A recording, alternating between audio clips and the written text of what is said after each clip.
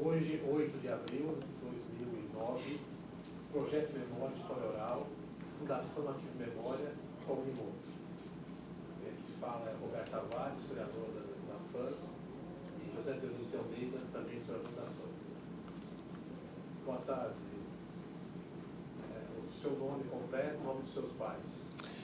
Pois não, boa tarde, Roberto, boa tarde, Dionísio. Eu me chamo Francisco Lascala Júnior, sou jornalista de profissão e filho de Francisco Lascala e Nícia Alves Lascala.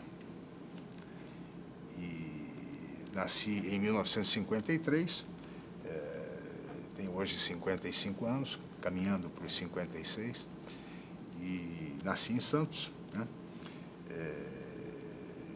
Filho de uma tradicional família da cidade, quer dizer, de imigrantes italianos. Meu avô, Luiz Lascala, desde moço militou na atividade sindical, foi líder do Sindicato dos Pedreiros, um líder anarquista, né? Do movimento do anarco-sindicalismo aqui na nossa cidade, que à época, no início do século passado, era conhecida, como todos sabem, como a Barcelona brasileira. E nessa atividade teve participações importantes e eu acho que muito da história da família, da tradição, quer dizer, vem daí, vem desse interesse por ele, como patriarca, né, de seguir os caminhos da atividade política, da militância, primeiro no movimento anarquista e depois também como político de uma carreira tradicional. Como militante anarquista, ele chegou até a fundar um jornal, a Aurora Social, junto com a família do Severino Antunha, familiares, o Severino e familiares, enfim, dirigiram esse jornal, um jornal de cunho anarquista. O seu avô chega aqui no Brasil, em Santos? Não, veja, Roberto, ele na verdade nascido no Brasil. Quer dizer, meu bisavô, sim, meu pai dele, sim, italiano, da região de Salerno, na Itália, cidade pequena, chamada Pola, né? Minha avó não, minha avó casada com ele era essa era espanhola, mas meu avô já era nascido no Brasil, nascido em Santos. Seu avô chega pelo menos quando? Seu bisavô chega? Meu bisavô... Ele veio direto para Santos, eram vários irmãos, e nascidos aqui, mas ele veio para o Brasil ainda moço, né? Aqui se casou, isso em 1850, mais ou menos, 1840, por aí. Então, meu avô nasceu em 1887, mais ou menos, nessa época. E começou desde jovem, que era pedreiro de profissão, e começou a militar no movimento no anarco-sindicalismo. Pois bem, teve uma participação muito intensa, registrada inclusive em alguns livros, como por exemplo A Classe Operária no Brasil, que é um livro do Michael Hall e do Paulo Sérgio Pinheiro, sobretudo a respeito da sua participação no Congresso Operário de 1908. E ali a luta era centrada fundamentalmente na conquista das 8 horas de trabalho, né? Então essa foi uma luta importante. Depois ele seguiu a sua vida como do jornal Aurora Social, um jornal de cunho anarquista, e eu acho que muito talvez da minha, enfim, do meu interesse, né, e da minha atividade jornalística, eu acho que deriva um pouco disso, sabe, quer dizer, dessa atividade sempre, não só do meu avô, mas também do meu pai. Meu avô era um operário, era um pedreiro de profissão, né, que depois conseguiu formar, enfim, criar os 5 filhos, ficou viúvo muito cedo e criou os 5 filhos e tal. E 3 mulheres, uma delas já falecida, as outras 2 ainda vivas, uma com 92 anos e a outra com 90, hoje em dia. E 3 filhas mulheres e 2 filhos homens. Meu pai, que formou-se médico, e o caçula, meu tio, chamado Luiz, que nasceu em 1920 e formou-se engenheiro, né? E meu avô depois, com os filhos já, enfim, encaminhados, enfim, ele acabou elegendo-se vereador em Santos. E foi vereador por uns 15 anos, mais ou menos, até falecer. Ele faleceu em 1963, no mandato de vereador. E nessa época também ele acumulava o cargo, o honroso cargo de provedor da Irmandade da Santa Casa. Então, provedor e vereador. E faleceu nessa condição de provedor e também de vereador. E muito se deu porque 2 anos antes do seu passamento, quer dizer, que aconteceu em 63, portanto, em 61, ele passou por um grande sabor, uma grande tristeza, porque o filho mais novo, quer dizer, Luiz Lascala Júnior, que tinha o nome dele, engenheiro, foi candidato a prefeito em Santos em 1961, aos 40 anos de idade. Ele nasceu em 15 de abril de 1920, o filho, Luiz.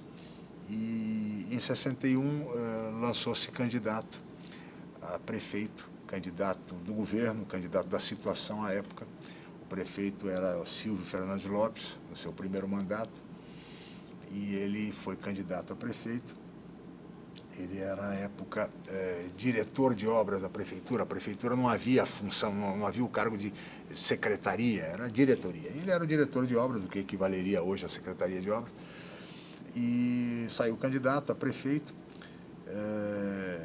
numa coligação que teve o apoio do PTB, que era o partido PSP, foi candidato pelo PSP, e numa coligação com o PTB, Partido Trabalhista Brasileiro, coligação essa que, durante a eleição, recebeu, inclusive, o apoio do PCB. Quer dizer, acabou criando-se uma frente, reunindo de PCPistas a PCBistas, enfim, e o PTB também. Isso em 61. Foi essa disputa, caracterizou-se uma disputa bastante acirrada, e 4 candidatos se apresentaram à época, em 61. Né? Ele, como candidato do governo, o engenheiro Mário Covas Júnior, primeira eleição, primeira disputa do governador Covas, essa é de 61 em Santos. E também o então deputado Atier Jorge Cury e o ex-prefeito, à época, Antônio Feliciano da Silva.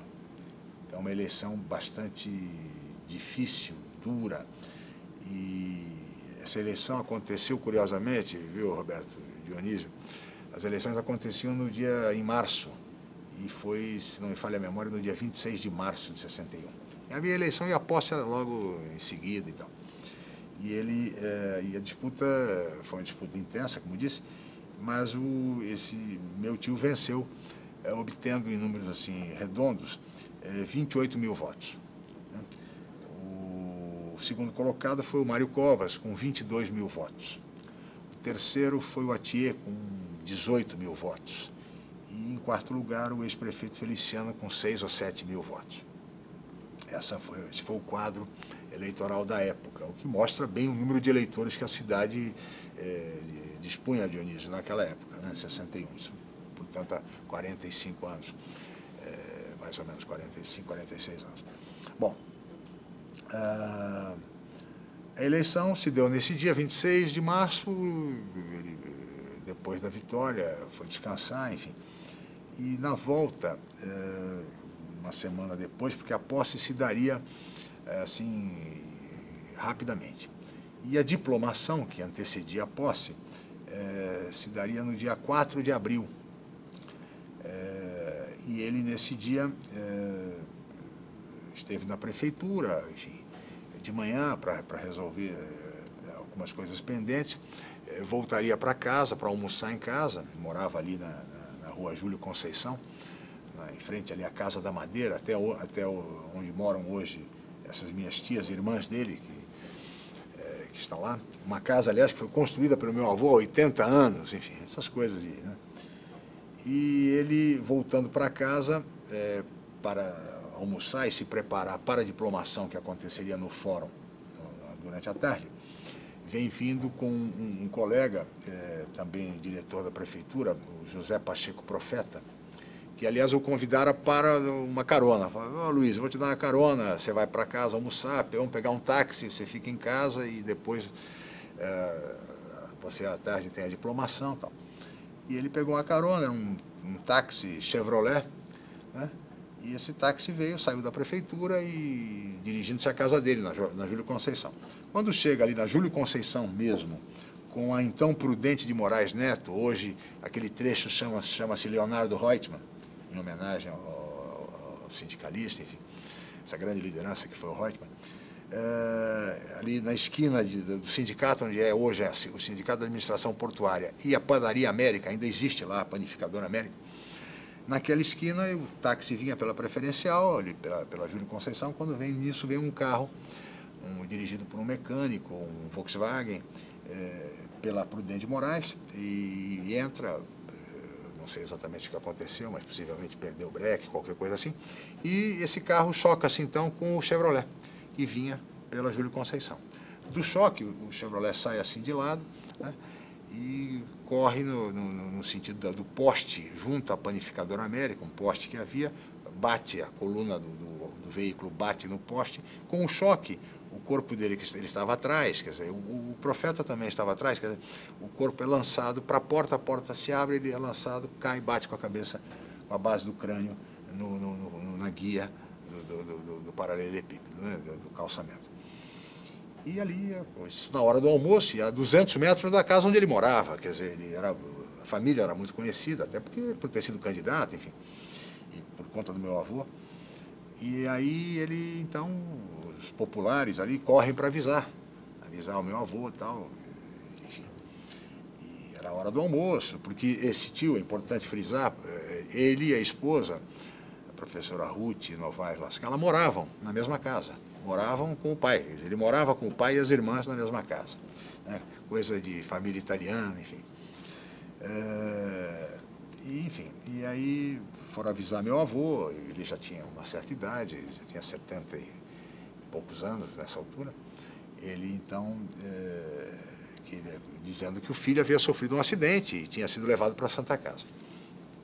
Pois bem, meu avô então telefona para o meu pai, que era médico, estava em casa, nós morávamos em um outro lugar, morávamos ali na rua Tolentino Filgueiras, liga para o meu pai e diz assim: olha, Francisco, o Luiz sofreu um acidente, está indo para a Santa Casa. Tal.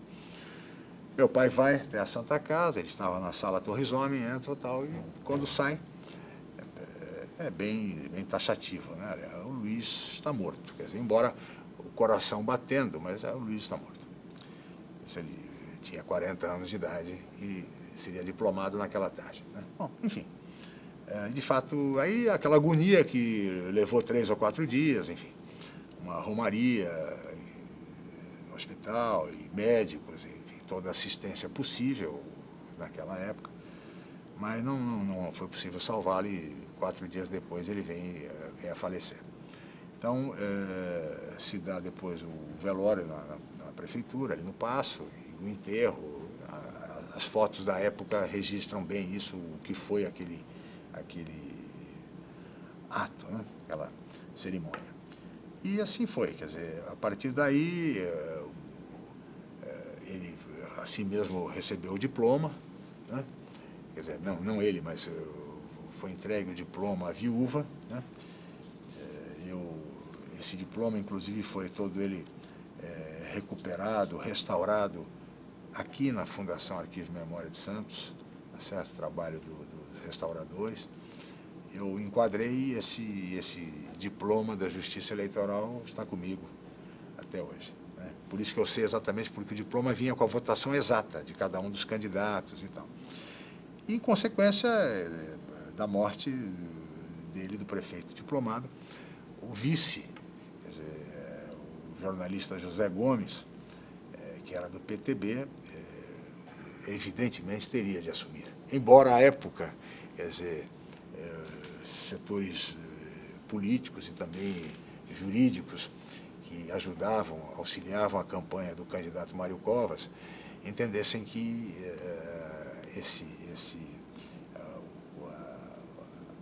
quem teria que assumir, diante do fato de que o prefeito eleito não havia sido diplomado, quem deveria assumir seria o segundo colocado. E sob o argumento também de que naquela época votava-se no prefeito e no vice. Você não votava na chapa, na dobradinha, né? Valia para presidente da República também. As pessoas elegeram o Juscelino e o Goulart, o João Goulart de vice, que não era vice, o Jânio e o João Goulart também. Aqui em Santos, diversos casos, quer dizer, de vices que não tinham nada a ver com os prefeitos, né? Nesse caso, especificamente, não, porque o Gomes era, de fato, o vice do meu tio, enfim. Mas houve uma demanda, e houve uma demanda jurídica em razão disso.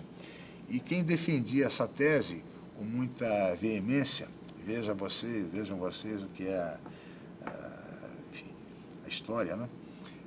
Quem defendia muito essa causa em favor de que o segundo assumisse era, à época, o advogado jornalista Saulo Ramos. Saulo Ramos, depois ministro da Justiça, né?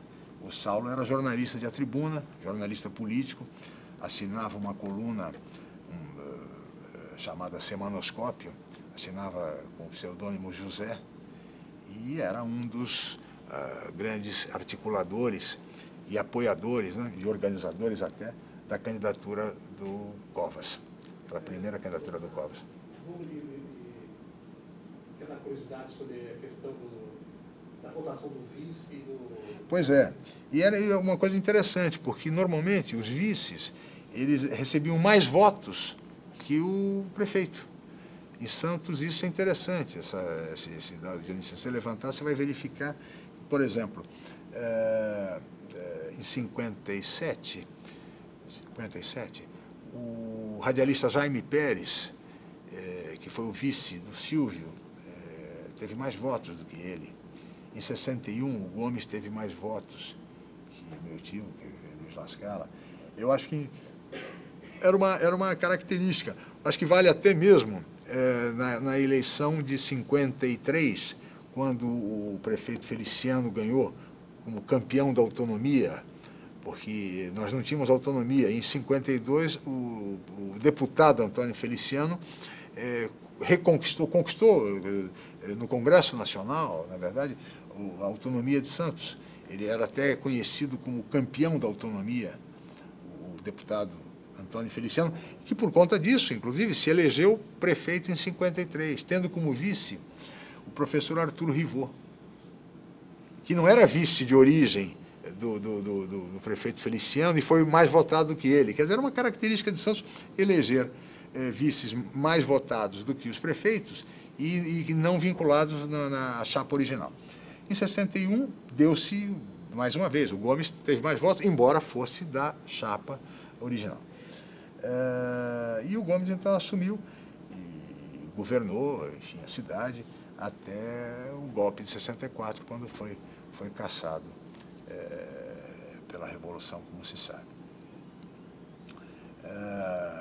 A tese que o jurista Saulo Ramos defendia era baseada, veja você, numa outra situação, no fato de que isso quem me contou foi ele mesmo, o jurista Saulo Ramos, num depoimento, uma entrevista que me concedeu quando eu estava já no jornal A Tribuna e fui entrevistá-lo, ele consultor-geral da República e ministro da Justiça, governo Sarney, porque ele conseguiu levantar naquela época uma situação parecida no Maranhão,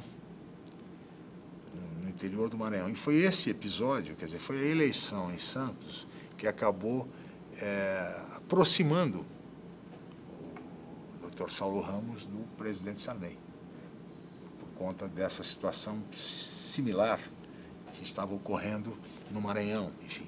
E, de alguma maneira, o presidente Sarney tinha ou como advogado, enfim, ou por alguma questão política, mas tinha relação com isso. Isso fez com que se conhecessem, né, e se aproximassem e tal.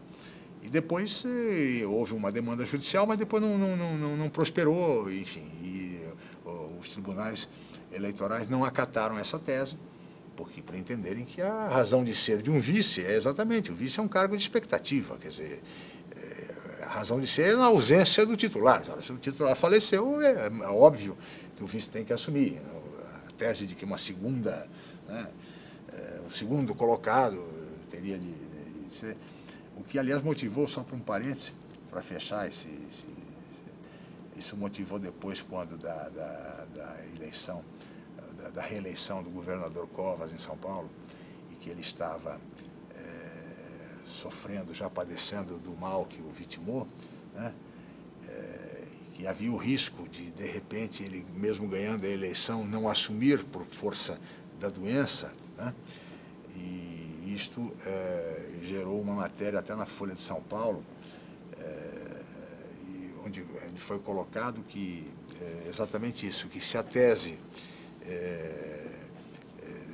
levantada pelo então candidato Mário Covas em 61, de que o segundo colocado deveria assumir, né, poderia ter ocorrido com ele próprio na reeleição com o Maluf, que era o segundo colocado, né? Isso motivou uma matéria da Folha de São Paulo, que tratou e fez a relação entre esses dois acontecimentos, né? E, na verdade, não se justificaria, porque a função do vice, seja ele de origem ou não, tá certo? Quer dizer, é de substituir o titular. E aconteceu, felizmente, em Santos isso, e também, no caso aqui de São Paulo, mais recente também, com a assunção do governador Alckmin, do vice-governador Alckmin como titular, né? Então, são fatos, né, Beto? Interessantes. Bom, é isso aí, quer dizer, em Santos, quer dizer, em Santos, enfim, tive no bairro do Gonzaga, tive uma infância... felizmente, generosa, enfim, sempre fui, nesse aspecto, acho que abençoado, nunca tive qualquer assim, dificuldade, tive possibilidade, como poucos, aliás, né, no Brasil, enfim, de estudar, de frequentar boas escolas, de ter uma família preocupada com isso, né? Eu estudei numa escola eu comecei estudando numa escola que hoje virou rua.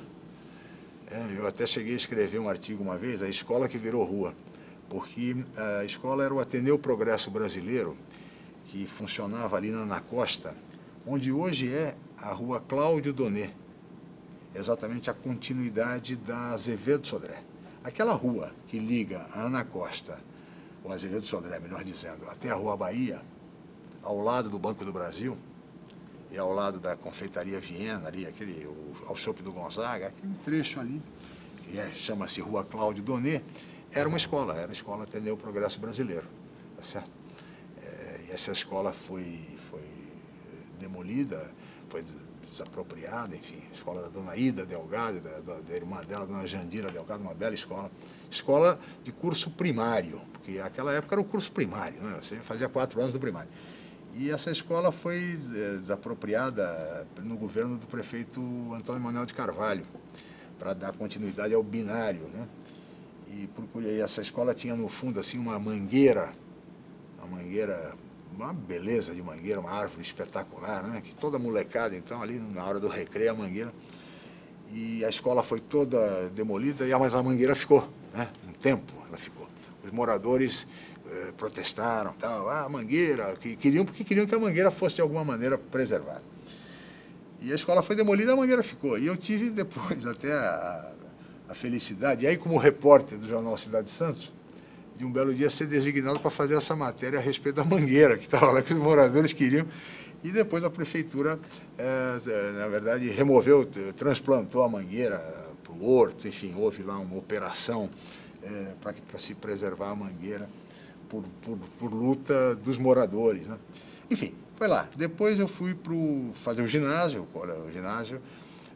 no Colégio Canadá, Colégio do Estado, um colégio extraordinário, e que você tinha que fazer exame de admissão para ingressar no colégio. Então, você saía do primário e fazia um exame de admissão para poder ingressar nas escolas do Estado, que eram escolas assim, modelares. Não só o Canadá, Luiza Macuco, Escolástica Rosa, Andradas, Primo Ferreira, eram escolas de altíssimo padrão, né?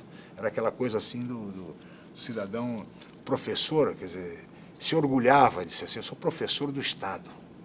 Ser professor do Estado era algo como um alto funcionário do Banco do Brasil, sabe?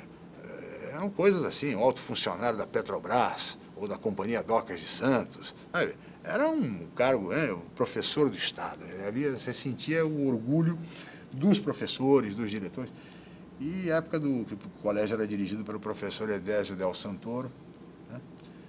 Que depois foi secretário de Educação.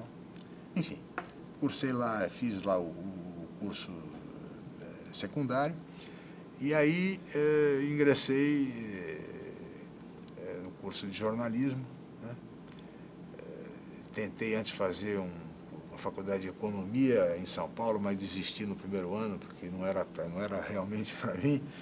E aí fazer jornalismo, e isso foi em 70, início da década de 70, né?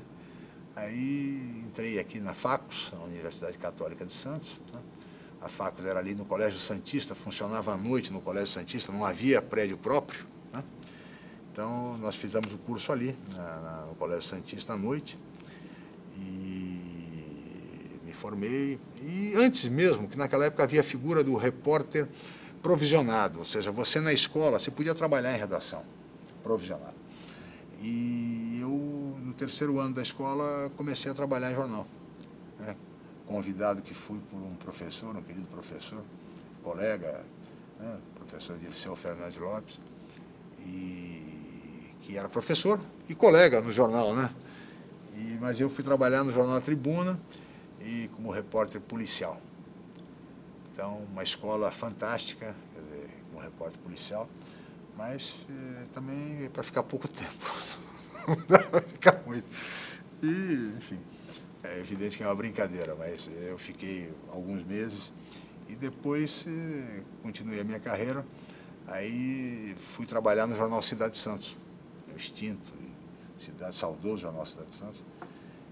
E lá comecei a trabalhar mais por um chefe de reportagem que havia, que era um outro grande colega, com quem aprendi muito, o Sérgio Moita, grande repórter político, extraordinário repórter político, aprendi demais com ele. E ele era o chefe de reportagem e ele percebeu que eu poderia trabalhar na área política e tal. E aí me designou para começar a trabalhar como repórter político. E assim foi. Cidade de Santos, Câmara, e aí a carreira foi por aí, quer dizer, Tribuna, e enfim, as coisas foram evoluindo, prefeitura, televisão, é isso, enfim, e hoje estou aqui. Mas nessa fase do jornal Cidade de Santos, em particular, viu, Beto, eu acho que aí vale o registro, porque era ditadura, governos militares, quer dizer, em Santos, intervenção. Então eu comecei a trabalhar no Cidade, o prefeito era o prefeito Antônio Manuel de Carvalho, que civil, mas nomeado pela ditadura. Então, e o jornal Cidade de Santos fazia muita oposição ao prefeito Carvalho, né? Então, era comum, assim, não só ao prefeito em si, mas a ausência de autonomia, tá certo? Quer dizer, o fato de nós estarmos vivendo sob intervenção, e aquilo já era intolerável, mas vivia-se aquele período, enfim. Mas o jornal reagia de uma maneira interessante. Então, o jornal se recusava a usar o termo prefeito, né? Então, Cidade de Santos se referia a a ele, no caso, Carvalho, como também aos demais, como usando o termo alcaide, né? Alcaide nomeado, o burgomestre nomeado, o delegado da Revolução, ocupante do Palácio da Bonifácio, enfim, coisas assim, né? Que o jornal fazia e trabalhava muito essa questão, né? No sentido de fixar bem a sua posição e a oposição a tudo que havia. Então, na cidade tinha-se muita liberdade para trabalhar e tal. E é exatamente nesse período que intensifica-se a luta pela autonomia, certo? Quer dizer, era um absurdo, inconcebível que algumas cidades brasileiras, quer dizer, declaradas áreas de interesse da segurança nacional, não pudessem eleger os seus prefeitos. É um absurdo. Em Santos você não podia eleger o prefeito, mas em São Vicente podia. São Vicente elegeu o prefeito, quer dizer, Guarujá elegeu o prefeito e Cubatão não. Quer dizer, meu Deus. Aí, de repente, Santo André elegeu o prefeito, mas São Paulo não. Era uma coisa, as capitais e algumas cidades, né? Santos, Cubatão, São Sebastião, como se sabe. Eu acho que isto, a imprensa, nessa luta, que talvez tenha sido um grande momento, assim, eu acho que nesses 40 e tantos anos de Santos, um movimento cívico, sabe, Beto, de participação popular, né? Talvez não fosse a participação desejada, mas isso me lembra um discurso que o Esmeraldo Tarquínio, o saudoso Esmeraldo, fez na Praça Mauá, que eu tive a oportunidade de cobrir como repórter, né? Houve um ato público, entre os muitos atos públicos feitos em favor da autonomia, houve um em particular que foi à noite, ali nas escadarias do Paço, e alguns dirigentes partidários, enfim, um ato pluripartidário, suprapartidário, e eu lembro que o presidente do PT à época, o Gessé Rebelo, fez um discurso, quer dizer, um discurso correto, no sentido de colocado assim, olha, criticando, de certa forma, o número pequeno de pessoas por uma coisa tão, sabe, um movimento tão bonito, como necessário, como, né, aquele ato público em favor da autonomia e tal. Discurso, enfim. Mas aí, em seguida, veio o Esmeraldo. Né? Aí o Esmeraldo, pedindo licença, sem querer criticar, eu disse assim, pouco importa se nós temos aqui 50 ou 60 pessoas, enfim, ou menos ou mais. O que importa é que o espírito do santista está presente, quer dizer, o santista está presente aqui nesta praça, em cada um de vocês, se multiplicando por 10, por 100, por 1000, cada um de vocês que está aqui. Quer dizer, depende de nós. Né? Então, um discurso que marcante, entre tantos outros que o Esmeraldo fez e fazia com tamanha sabedoria, né? Enfim, mas o clima era esse, quer dizer, embora não houvesse assim uma grande participação popular, porque também você não tinha, por exemplo, televisão, sabe? Os meios de comunicação limitavam-se basicamente às emissoras de rádio, AM, e os veículos impressos, quer dizer, Tribuna e Cidade de Santos, e principalmente Cidade de Santos, que era quem forçava mais, tal, né? Enfim, grandes manchetes e mais manchetes. Eu mesmo fiz, acho que, centenas de matérias sobre autonomia, Beto. Houve um momento em que o ministro Bierrembá, ministro do Supremo Tribunal, enfim, militar, almirante Júlio de Sá Bierrembá, que havia sido o capitão dos portos, portanto, um dos chefes da Revolução em Santos, em 64, ele deu uma declaração ao jornalista Blandes, Alberto de Moraes Alves Blandes, que era o editor-chefe do Cidade de Santos, naquela época, dizendo que, por ele restabeleceria a autonomia de Santos. Né? Não havia mais motivo para Santos continuar sendo a área de interesse da segurança nacional. Isso vindo de um almirante, ministro do STM e protagonista, e ao mesmo tempo, né, um dos protagonistas principais do golpe em Santos, quer dizer, aquela declaração é uma declaração que tinha relevância e tal.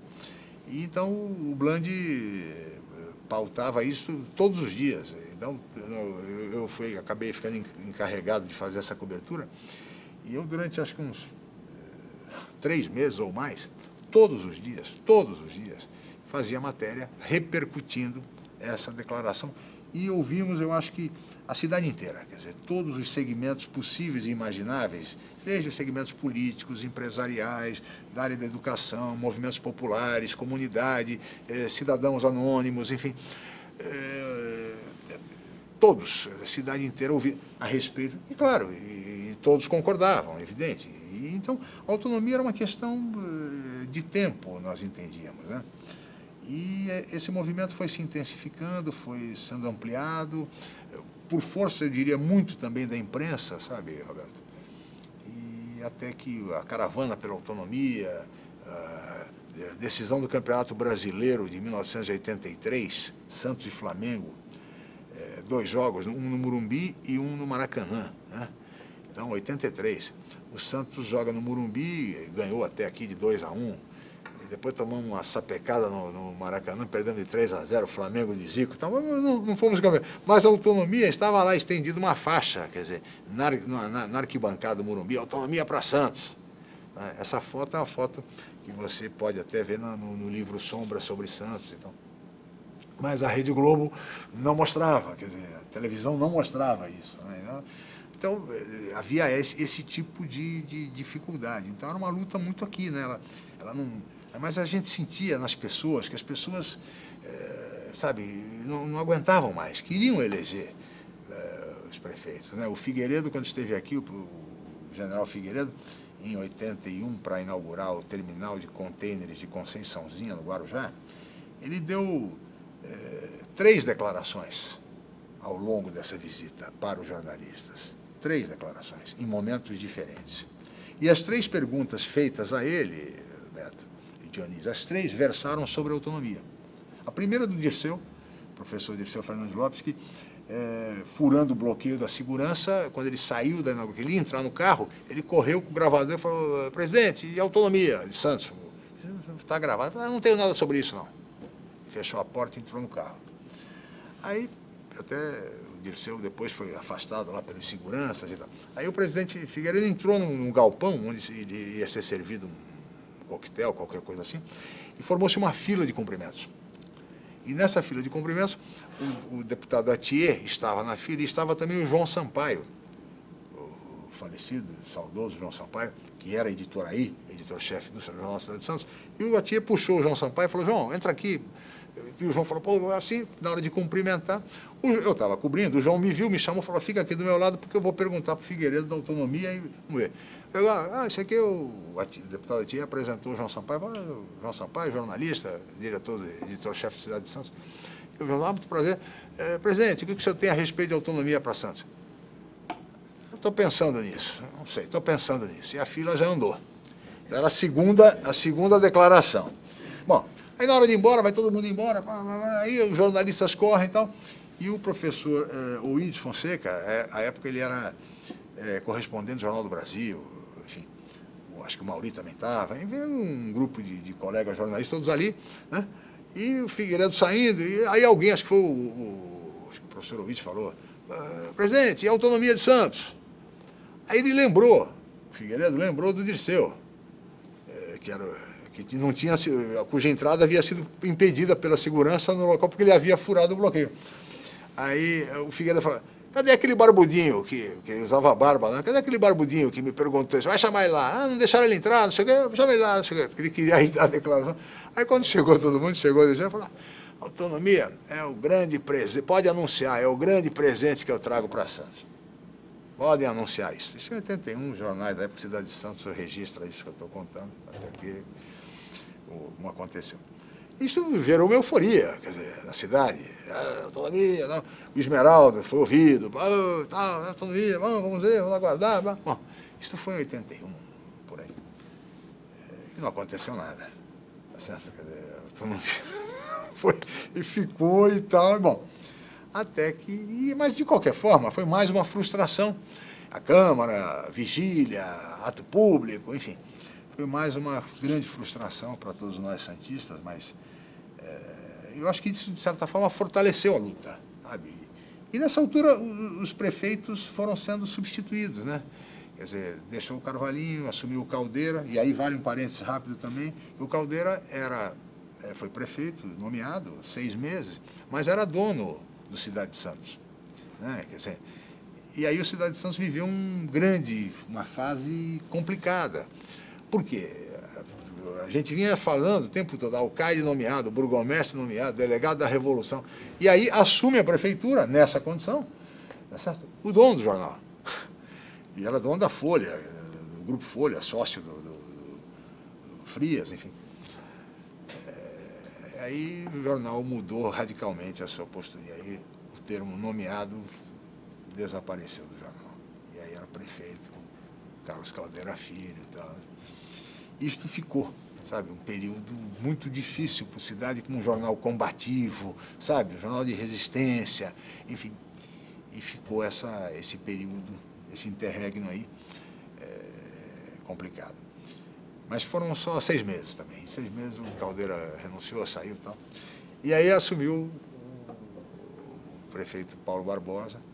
E aí voltou, o alcaide nomeado, o burgomestre nomeado, e aí continuou até o final, quando foi em 84, então aí de fato reconquistamos a autonomia, né? O decreto do presidente Aureliano Chaves, né? Presidente em exercício, porque o Figueiredo estava em Houston, né? Então aí o vice-presidente Aureliano Chaves, presidente em exercício, assinou o decreto restabelecendo a autonomia, né? Isso foi no dia 2 de agosto de 83. Né? Mas também estabelecendo que o restabelecimento de direito da autonomia se daria com a posse do prefeito eleito. Né? Então, daí até um certo conflito de datas, né? 2 de agosto de 83 é a data do decreto, mas a posse do prefeito eleito, que foi o prefeito Oswaldo Justo, se deu em 9 de julho de 84, quase um ano depois a edição e a assinatura do decreto da autonomia. Né? E, enfim, antes, porém, teve ainda um outro episódio que a eleição, não sei se você lembra, deve lembrar, quando saiu o decreto, a eleição foi fixada pelo Tribunal Regional para o dia 18 de dezembro de 83. Ia ser realizado no dia 18 de dezembro de 83, mas, por força de prazos, que havia necessidade de convenções partidárias, etc. e tal, resolveram adiar por mais algum tempo. E foi fixado, então, para 3 de junho de 84.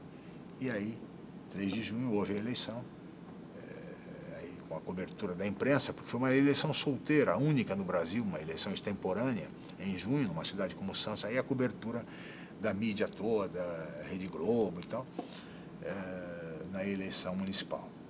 Aí, vencida pelo Justo, que tomou posse em 9 de julho. Então, às 11 horas e 3 minutos, 8 minutos, eu nem lembro mais, né? Com a assinatura dele como prefeito eleito, restabeleceu-se de direito, então, a autonomia de Santos. Né? Acho que foram 16 longos anos, viu, Roberto, Dionísio, 16 longos anos de intervenções, de dificuldades para a cidade, quer dizer, né? Eu acho que até hoje a cidade se ressente um pouco desse período, né? Uma cidade que era polo de vanguarda cultural, tá certo? Uma cidade efervescente, né? E de repente muitos dos seus filhos deixaram a cidade, foram proibidos de trabalhar, enfim, como o Esmeraldo, enfim, tantas lideranças políticas, né? Tantas lideranças importantes, quer dizer. Mas a cidade, enfim, importante que foi uma luta, uma conquista, eu acho que da cidade, dos santistas, né? Acho que foi um trabalho de tantos, né? E hoje a cidade vive deu exemplo, né? Porque foi a primeira cidade a reconquistar sozinha, né? A sua autonomia. As capitais, isso se deu um ano depois, né? Nas capitais, e depois 4 anos, 5 anos depois no país, quer dizer, com o restabelecimento das diretas e tal.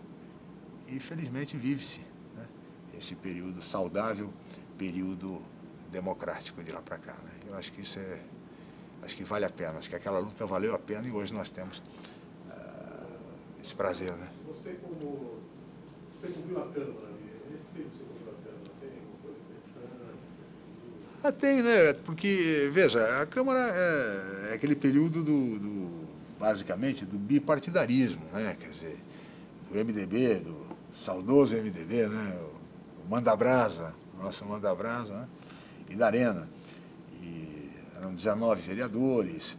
E eu lembro da Câmara com grandes debates. Quer dizer, os debates eram debates essencialmente políticos, tá certo? Quer dizer, então, era uma coisa assim, eu diria a você, empolgante. As sessões eram sessões onde discutia-se política, tá certo? Quer dizer, acho que esse exemplo, eu acho que a Câmara de Santos, ela sempre foi apontada como uma das melhores do Brasil. Eu acho que por isso, basicamente pela discussão política, sabe, na sua essência. Então, vereadores, como eu citar alguns apenas, mas poderia citar dezenas, mas vereadores como, mesmo vereadores da Arena, mas vereadores como um Fernando Oliva, tá certo? Como o Luiz Norton Nunes, como Eduardo Castilho, como o Moacir, como o Nelson Fabiano, como o Gato, enfim, tantos e tantos, sempre falando da turma do passado. Então, esse pessoal, quer dizer, eu acho que sempre contribuíram muito para a discussão política, tá certo? Para o aprimoramento, eu acho que democrático, né? Eu acho que a Câmara de Santos sempre resistiu bravamente, sabe? Ela sempre foi um foro de discussão intensa, tá certo? E um foro de resistência, sabe? No período da ditadura, né? Sempre muito presente. Às vezes não muito compreendida, né? Mas as pessoas reclamam, não vai ninguém na Câmara, ninguém. Não tinha televisão. Hoje você tem até as sessões sendo transmitidas pela televisão, né? Mas eu acho que essa lição fica, sabe, do passado. Eu acho que a Câmara de Santos, ela sempre teve um papel fundamental, especialmente naqueles 16 longos anos. Porque aí não havia grande compromisso do Executivo, nomeado pelo Poder Central, governos de força, não tinha muita satisfação. Então a Câmara, ela era, na verdade, a resistência, né? E esse papel eu acho que a gente tem que deixar registrado, sabe? A Câmara, o Parlamento, de um modo geral, assim como os deputados estaduais também, os deputados federais da nossa região, eu acho que todos foram fundamentais, sabe, para essa contribuição. Eu acho que Santos, quer dizer, fazendo jus à terra, né, do patriarca, quer dizer, a pátria que ensinou, a terra que ensinou a pátria, a caridade e a liberdade.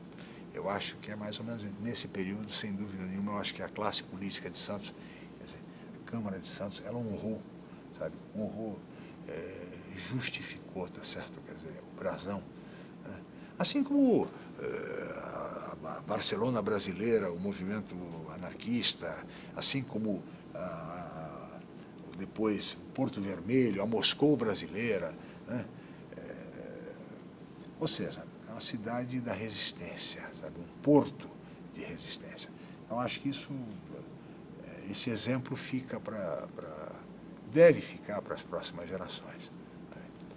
Acho que é uma cidade cujos filhos sempre foram forjados assim, no trabalho, sabe?